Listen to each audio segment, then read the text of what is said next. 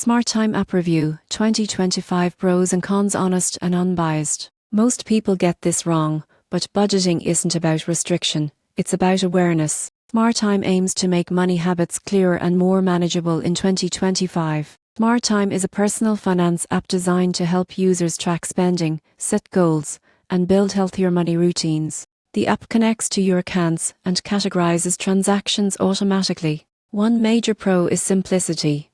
Smart Time focuses on clear visuals and easy-to-understand insights rather than complex spreadsheets. The surprising truth is that seeing patterns often changes behavior faster than strict rules. However, you won't believe what happens next if you expect advanced investing or tax tools. Smart Time is focused on day-to-day money management, not wealth building. Some features also require a paid subscription. In conclusion, Smart Time is best for beginners who want clarity and control over their finances. If you're starting your financial journey, it's a calm and helpful place to begin.